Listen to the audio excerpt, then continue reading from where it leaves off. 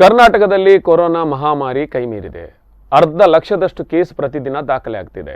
ಸಾಕಷ್ಟು ವೆಂಟಿಲೇಟರ್ಗಳು ಖರೀದಿ ಮಾಡಿದ್ರೂ ಆಪರೇಟರ್ಗಳ ನೇಮಕಾತಿಗೆ ಸರ್ಕಾರ ಮೀನಮೇಷ ಎಣಿಸ್ತಾ ಇದೆ. ಮಹಾಮಾರಿ ಕೊರೋನಾ ಎರಡನೇ ಅಲೆ ವಿಪರೀತವಾಗಿ ಅಬ್ಬರ ಸೃಷ್ಟಿ ಮಾಡಿದೆ. ರಾಜಧಾನಿ ಸೇರಿದಂತೆ ಮಹಾನಗರಗಳು ನಲುಗಿ ಹೋಗಿವೆ. ಜಿಲ್ಲೆಗಳಲ್ಲೂ 1000 ಕೇಸುಗಳು ದಾಖಲಾಗಿದ್ದು ವೆಂಟಿಲೇಟರ್ ಬೆಡ್ ಸಮಸ್ಯೆ ಎದುರಾಗಿದೆ. ಈ ನಡುವೆ ಇರುವ ಐಸಿಯು ವೆಂಟಿಲೇಟರ್ ಆಪರೇಟ್ ಮಾಡುವ ತಜ್ಞರ ನೇಮಕಾತಿಯಾಗದೆ 25 ವರ್ಷ ಕಳೆದೇ ಹೋಗಿದೆ. ಸರ್ಕಾರಿ ಆಸ್ಪತ್ರೆಗಳಲ್ಲಿ ವೆಂಟಿಲೇಟರ್ ಆಪರೇಟರ್ಗಳು ಇಲ್ಲದೆ ವೈದ್ಯರ ನರ್ಸ್ಗಳ ಮೇಲೆ ಒತ್ತಡ ಬೀಳ್ತಾ ಇದೆ.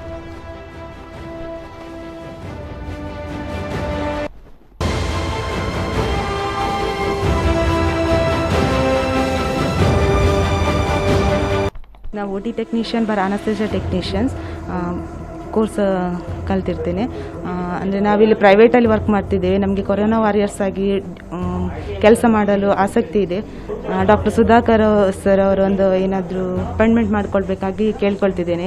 ನಂತರ ಇಲ್ಲಿ ಎಷ್ಟೋ ಜನ ಹುಡುಗಿಯರು ಈ ಕೋರ್ಸನ್ನು ಕಲ್ತವರು ತುಂಬ ಜನ ಮನೆಯಲ್ಲಿ ಕೂತ್ಕೊಂಡು ಇದ್ದಾರೆ. ಇವರಿಗೆ ಒಂದು ಆಪರ್ಚುನಿಟಿ ಕೊಡಬೇಕಾಗಿ ಕೇಳ್ಕೊಳ್ತೇನೆ ಸರ್ಕಾರದಿಂದ. ಮತ್ತು ನಾವಾಗಿ ಕೊರೋನಾ ವಾರಿಯರ್ಸ್ ಆಗಿ ದುಡಿಯಲು ಅಂದರೆ ನಾವು ಆಪರೇಷನ್ ಥಿಯೇಟರಲ್ಲಿ ಎಲ್ಲ ವರ್ಕನ್ನು ಸಹ ಮಾಡ್ತೇವೆ. ಡ್ರಗ್ಸ್ ಅದು ಅಂದರೆ ಈಗ ಗ್ರೂಪ್ ಡಿ ವರ್ಕರ್ಸ್ನವ್ರು ವರ್ಕ್ ಮಾಡ್ತಿದ್ದಾರೆ. ಅದನ್ನು ನಾವೀಗ ಡಾಕ್ಟರ್ಸ್ನವರಿಗೆ ಅಸಿಸ್ಟೆಂಟಾಗಿ ವರ್ಕ್ ಮಾಡ್ತಿದ್ದೇವೆ, ಸ್ಕ್ರಬ್ ನರ್ಸ್ ಆಗಿ. ಅನಂತರ ಇದು ಅನಸ್ತೇಷಿಯಾ ಡಾಕ್ಟರ್ಸ್ಗೆ ಹೆಲ್ಪ್ ಆಗಿ ವರ್ಕ್ ಮಾಡ್ತಿದ್ದೇವೆ. ಎಮರ್ಜೆನ್ಸಿ ವಾರ್ಡ್, ICU ಡಿಪಾರ್ಟ್ಮೆಂಟ್ ಎಲ್ಲ ಕಡೆಯೂ ನಾವು ಕೆಲಸ ಮಾಡಲು ತಯಾರಿದ್ದೇವೆ. ಹಾಗಾಗಿ ನಮ್ಮನ್ನು ನೀವು ಅಪಾಯಿಂಟ್ಮೆಂಟ್ ಮಾಡ್ಕೊಳ್ಳೋಕ್ಕಾಗಿ ಕೇಳ್ಕೊಳ್ತೀವಿ.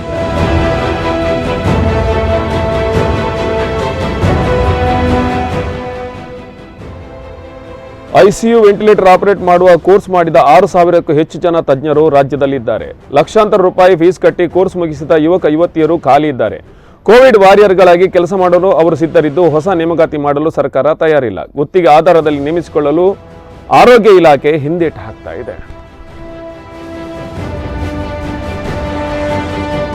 ಕರ್ನಾಟಕ ಸರ್ಕಾರ ಸಾವಿರಾರು ಕೋಟಿ ಖರ್ಚು ಮಾಡಿ ವೆಂಟಿಲೇಟರ್ ಪರ್ಚೇಸ್ ಮಾಡಿದೆ. ಆದರೆ ವೆಂಟಿಲೇಟರ್ ಆಪರೇಟ್ ಮಾಡಲಿಕ್ಕೆ ಯಾರಿಲ್ಲ. ಫಸ್ಟ್ ಟೈಮ್ ಕೊರೋನಾ ಬಂದಾಗ 2020ರಲ್ಲಿ ನಾವು ಸುಧಾಕರ್ ಸರ್ ಅವರಿಗೆ ಮೀಟ್ ಆಗಿದ್ವಿ. CM ಅವ್ರಿಗೆ ಲೆಟ್ರ್ ಹಾಕಿದ್ದೀವಿ. ಆದರೆ ಇನ್ನೂವರೆಗೆ ಯಾವುದೂ ರೆಸ್ಪಾಂಡ್ ಮಾಡಿಲ್ಲ. ಮೊನ್ನೆ ಮಾಧ್ಯಮದ ಮುಖಾಂತರ ಕೇಳಿಕೊಂಡಾಗ ಅವ್ರು ಹೇಳಿದರು, ಇಲ್ಲ ನಿಮ್ಮ ಅವಶ್ಯಕತೆ ಇದೆ, ವೆಂಟಿಲೇಟರ್ ಆಪರೇಟರ್ ಅವಶ್ಯಕತೆ ಇದೆ, ನಮಗೆ ಅಪಾಯಿಂಟ್ಮೆಂಟ್ ಮಾಡ್ಕೊಳ್ತೀನಿ ಅಂತ ಹೇಳಿದರು. ಹೇಳಿ ಒಂದೂವರೆ ತಿಂಗಳಾಯಿತು. ಕೋವಿಡ್ ಜಾಸ್ತಿ ಆಗಿದೆ.